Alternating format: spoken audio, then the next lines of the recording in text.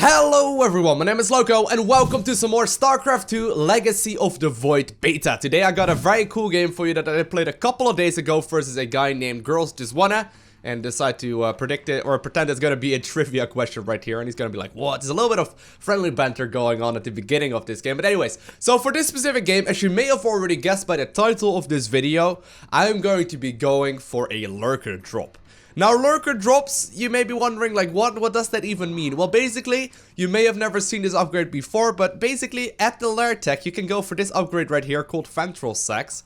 And while it is extremely uncommon, there are a couple of really cool uses that you can do with it, and one of them is going to be Lurker drops. Now, how did I get to this build? I did not come up with it myself. It's actually JaKaTaK and Neuro. Those are actually also two content creators for StarCraft 2. I will link their Twitters or something right below that like button in the description so you can figure it out right there. But basically, I played a game against Neuro on the live stream, and he was live streaming at the time as well. He was going for Lurker drops in a Zerg versus Zerg, and he absolutely decimated me. It wasn't even close. I was not sure what was going on. I was like, wait, why is he having a quick third hatchery? Like, why are it all of a sudden Lurkers in my mineral lines? But I noticed that it's extremely powerful if it does catch you off guard. Now, I've noticed, I've played this a whole bunch ever since playing this game. This is one of the first attempts that I do, and I don't actually do it that perfectly. But I've noticed that if the Protoss player, especially Protoss and Terran as well, if the Protoss player does not have detection ready to go, and obviously for Terran you can just scan, so, you know, you usually have detection. But if the Protoss player does not have detection in the form of either, you know, an observer or like cannons that are close to the mineral lines, these Lurkers will do a substantial amount of damage. To me, when I was playing this a lot, it felt a lot like a two-base muta play, where you sort of like make a lot of mutas and then cross your fingers and hope it works. And more often than not, it will work, and that sort of is the same idea behind this Lurker play. So what I'm gonna do, I'm gonna go for a relatively quick lair, actually a very quick lair. Gonna get a couple queens out, and I'm gonna go very low defense early on. And then once I'm at the JaKaTaK, I'm gonna switch into a Hydra den. I'm gonna morph that into a Lurker den. I'm gonna put a couple of Lurkers into Overlords, and then, you know, you will see how many probe kills you can actually get. Actually, what I want you guys to do is post right below in the comment section how many workers you think I will be able to kill with 4 Lurkers, okay? I'm gonna have 4 Lurkers, and before watching this video, I want you to post down below how many workers you guess I will be able to kill. Alright, so since this is game analysis, I will tell you right off the bat that I'm going to be able to win this game mainly because of the Lurker harass. And, you know, it may just be working just because no Protoss player is used to this, or it may just be a solid all-round build. Either way, Lurkers are extremely powerful against Protoss. A lot of Protosses right now are opening up with either Disruptors or with, like, you know, Stargate and whatnot. And they actually work very well versus both of those. The nice thing about Lurkers is to just sort of burrow them. You can even hold fire with them if you really want to, and do like super fancy micro. But even if you don't micro them and you just sort of burrow them, they will defend against pretty much any kind of Zealot harassment. And while it is kind of a costly investment, I mean, one Lurker is 150 minerals, 150 gas, so it's definitely very expensive. You can still, you know, you can just defend the base by having 1 Lurker. Let's say I am trying to defend this base right here. Well, maybe that's a poor example, but whatever.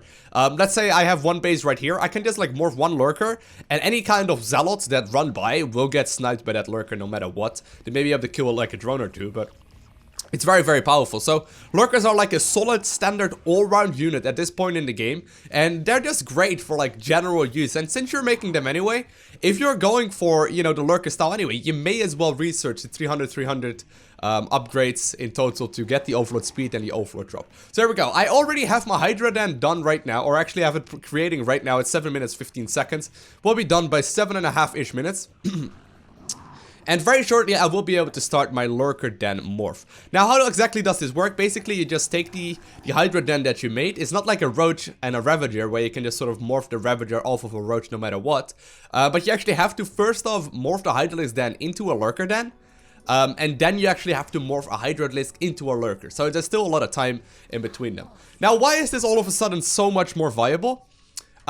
first off, there's a couple reasons why, but the first main reason is that recently Lurkers got a buff in the fact that they can now actually have the free, or the ranged upgrade that you had to research at Hive previously. You now have that one for free, so you don't need to worry about a heck of a lot. You just sort of make them, and there's, you know, still the missile upgrades and the armor upgrades that you can get, but the Lurkers are actually useful right off the bat. And on top of that, even if your opponent scouts that you have the Lurker then done, no one at this point in time, at the very least, is expecting you to go for drops. I mean, how many times have you seen that? So, right now I'm morphing in my Lurker den.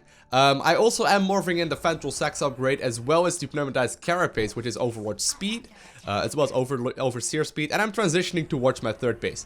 Now, in this specific game, my opponent is actually gonna be able to deny my my drop from happening for a little while longer, because he's gonna use that oracle that's flying around for some revelation. So what happens, he basically, he will put down that spell, and then, you know, he has vision of my units for about a minute or so. And obviously that means that I can't put them in an overlord, because he will just be able to see that. So the build is going to be a little bit delayed right here. But you can see that I could technically be dropping his main base. I think if I do this a little bit better, by about 10.5-ish minutes. I think that's when I can really get to his side of the map already.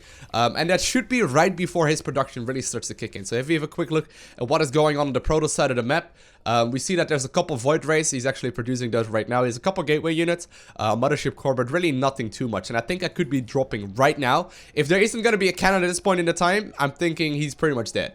He does not have any observers. He does not have any detection besides the revelation ability on the Oracle, which is, by the way, pretty low on energy right now.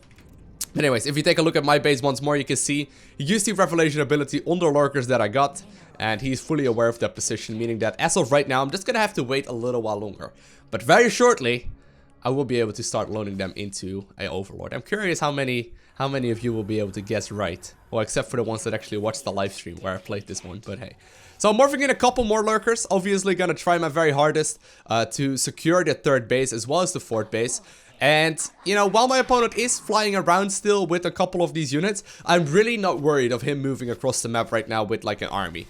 If he decides to move across the map right now with a couple of units, it will really mean that the Lurkers will just blow it up. So here we go. Revelation is gone.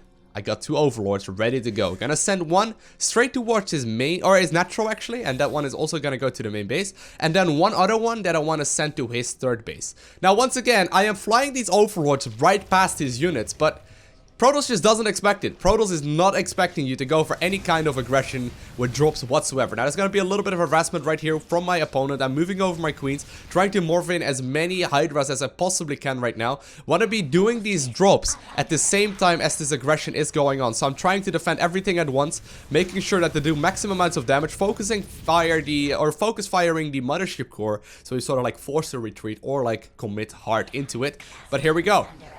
Very shortly, well, he does actually get a cancel that fourth base, but very shortly I will be able to start moving in with the Lurkers in the main base. Now, I'm going to take control of the camera right now. There's going to be two right here in the natural.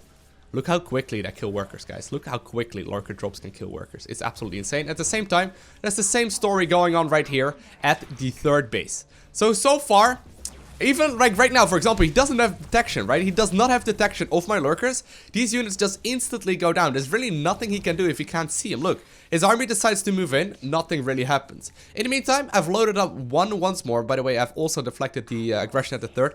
But I've decided to lift up one and go for the main base instead. And target fire down these probes as well. There's still one in the third base. There's still two in the natural right here.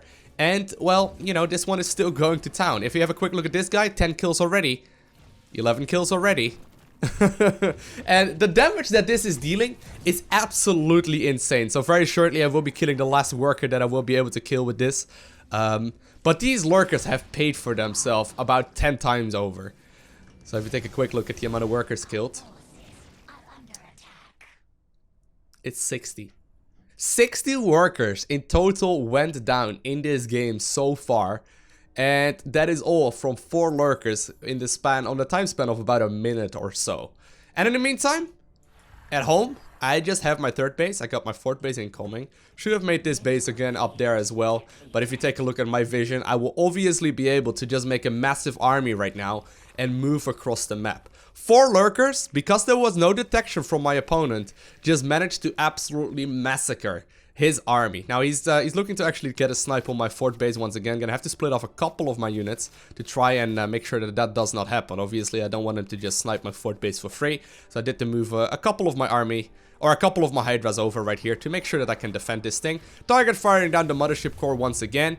And yeah, I'm just gonna start pushing forward. He is gonna be a little bit more annoying with these void rays in my main base, but this is gonna be a pretty clean up for my end. So if you have a quick look right here, these lurkers will be able to do a ridiculous amount of damage. Good luck killing this with any kind of ground army at all. Adepts is definitely not gonna cut it. And whatever happens right now, my opponent is gonna have an extremely hard time dealing with this now. I do manage to clean up these guys in the main base as well, and he decides to say, GG, well played.